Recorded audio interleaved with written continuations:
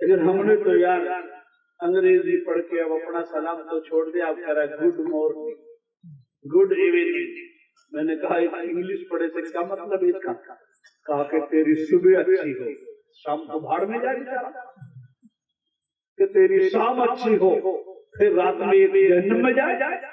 ارے سلام تو یہ ہے کہ اللہ تجھے ہمیشہ سلامت رکھے۔ دوسرے نے بھی دعا دی مولا تجھے بھی ہمیشہ سلامت رکھے، لیکن یہ تو اپنا سلام چھوڑ کے غیروں کا سلام دے رہا ہے، جس میں صبح تو ہے سلامتی اور شام کو چاہے بھاڑ میں۔ یہ ہے دعا جس میں ایسی دعا دے دی کہ ٹائم کی کوئی قید ہی نہیں کہ ہمیشہ تجھے خدا سلامت رکھے۔ دوسرے نے بھی کہہ دیا میری طرف سے بھی خدا تجھے ہمیشہ سلامت رکھے۔ آقا فرماتے دوسری بات وافو اللحیٰ، داڑھی بڑھاؤ، اس سواری بات مجھے چھوٹی کرو، مخالف المشرکین ان کی مخالفت کریں کہ یہ ہمارے بھائی ہیں، وہ داڑھی کٹواتے ہیں، مونچھ بڑھاتے ہیں، آپ لوگوں کو لے دیا کہ مجھے پست کرو، داڑھی بڑھاؤ، سلام کا ایک عام رواج۔ اب زندے کے لیے کوئی قید نہیں، لیکن مردہ مسلمان مل گیا، قبر مل گئی تو قانون ہی بدل گیا۔ پیٹھ کعبہ کی طرف ہو، منہ قبر کی طرف ہو، پھر جا کر کہو السلام علیکم یا اہل القبور۔ یہ حدیث پاک کا حکم۔ نماز میں منہ کعبہ کی طرف، لیکن مومن بھائی کا مقام دیکھیے کہ پیٹھ کعبہ کی طرف ہو اور منہ مردے مومن بھائی کی طرف ہو، پھر جا کر کہو سلام۔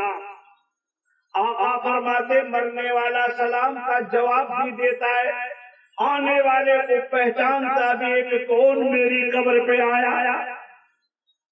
زندے کو دام دے، نہ سنے گا نہ پہچانے گا۔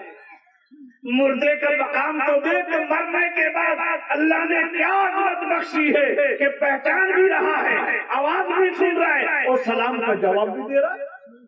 یہ آقا کی حدیث ہے۔ بات جاؤ قبروں پہ جاؤ گے تو تمہیں 3 فائدے ملیں گے زندگی میں بھی، بعد زندگی میں۔ دیکھیے، اور ماں باپ تو وہ انمول نعمت ہیں جن کی زیارت موت کے بعد میں بھی کرو گے تو ثواب کا ڈھیر ہے، اور زندگی میں بھی ان کی زیارت کرو گے تو ثواب کا ڈھیر ہے۔ قابل مبارکباد ہیں وہ لوگ جن کے ماں باپ زندہ ہیں۔ میرے محبوب نے فرمایا جو کوئی اپنے ماں باپ کا محبت سے ایک مرتبہ چہرہ دیکھ لے، اللہ تعالیٰ اسے 100 حج مقبول کا ثواب عطا فرمائے۔ بتائیے کون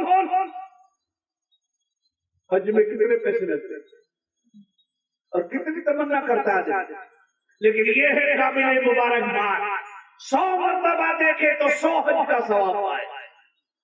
یہ ہے ماں باپ جن کی محبت سے ایک نگاہ دیکھنا حج مقبول کا ثواب میرے محبوب نے فرمایا ہے۔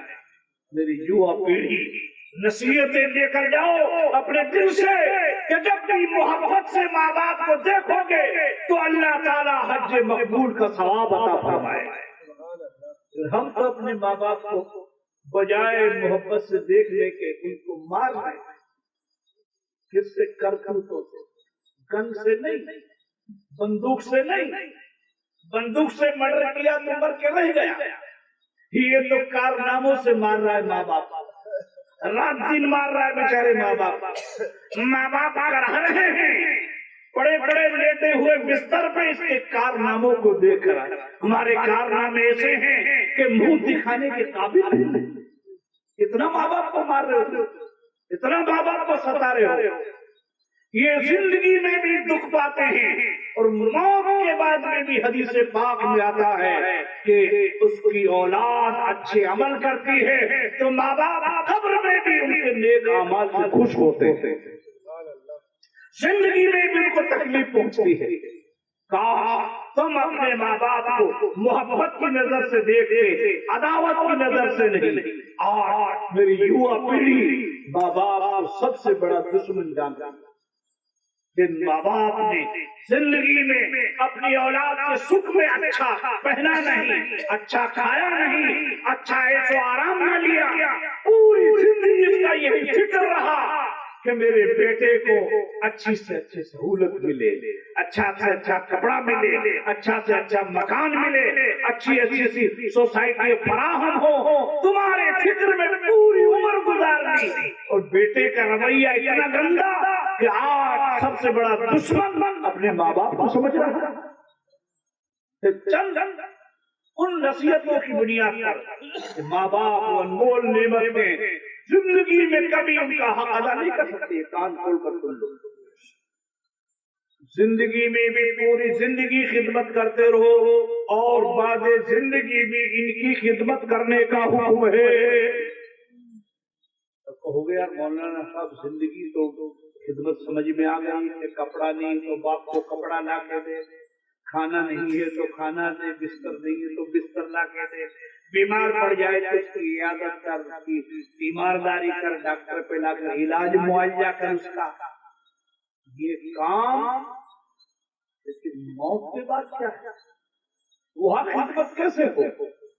یہ تو زندگی کی خدمت ہے، اور اس خدمت کا صلہ اللہ کے محبوب نے عبادت کے برابر بیان فرمایا ہے۔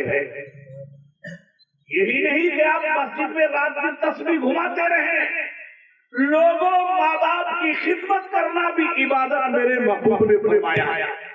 یہی نہیں کہ آپ رات دن تسبیح گھماتے رہیں، رات دن تسبیح پڑھتے رہیں اور ماں باپ کے حقوق ادا نہ کریں۔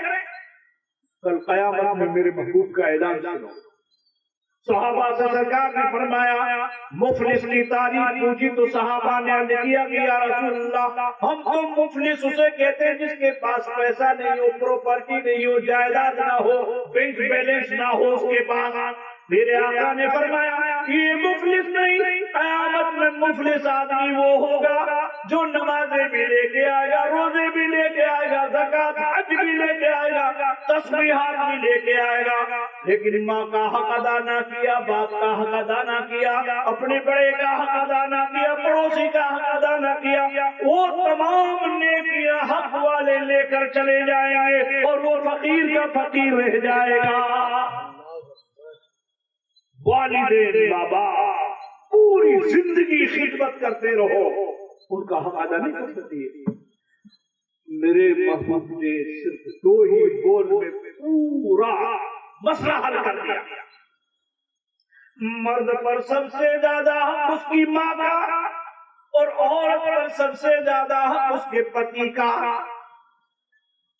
پوری زندگی یہ ان کی خدمت کرتے رہے تو زندگی میں کبھی حق ادا نہیں کر سکتے۔ ماں کا پوری عمر گزارتا۔ ایک ہی واقعہ بتاؤ تو آپ کو احساس پیدا ہوگا کہ ہاں ماں کا مقام کتنا اونچا ہے۔ تبلیغ جماعت کے پاس ایک کتاب ہے، اس کتاب کا نام ہے فضائل اعمال۔ انہوں نے فضائل حج میں ایک واقعہ لکھا۔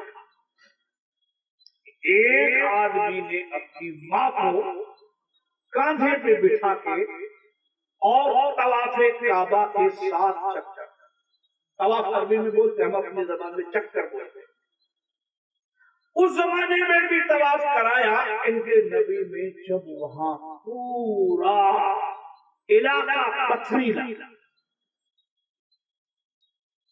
مکہ میں بھومیگت زمین میں بھی پہاڑ، اوپر بھی پہاڑ، ہمارے یہاں تو 250 فٹ پہ، کہیں 200 فٹ پہ، کہیں 300 فٹ پہ، کہیں 150 فٹ پہ نیچے پہاڑ ہے، اور وہاں پھاوڑا مارو تو پہاڑ ہی پہ ٹکے۔ بھومیگت بھی، زمین میں بھی، زمین کے اوپر۔ اس زمانے میں انہیں اتنا پیدل چل کے طواف کعبہ کرایا، پاؤں میں چھالے پڑے اور چھالوں میں پانی بہنے لگا۔ ایسا علاقہ یہ سہولت نہیں۔ آج تو حکومت نے اتنا شاندار انتظام کر دیا کہ کعبہ کے ارد گرد میں اٹلی کا پتھر لگایا ہے۔ جب ٹمپریچر وہاں 50، 48، 49 ہوتا ہے، جب بھی وہ پتھر ٹھنڈا رہتا ہے۔ ایسی خاصیت ہے، مالدار حکومت ہے وہاں کی، پورے میں ایسی لگا رکھی ہے مطاف میں، جہاں حاجی لوگ چکر لگاتے ہیں، اتنا شاندار وہ پتھر ہے کہ پاؤں پھرتے ہیں، ایسے موقع پر بھی جب 49-50 ٹمپریچر ہوتا ہے، پانی ابلنے لگ جائے گرگر کر کے، اس زمانے کی بات کر رہا ہوں جب پورا کچھ نہیں وہاں، پہاڑ پتھریلا، پاؤں بھی چھالے پڑ گئے، بہنے لگا پانی،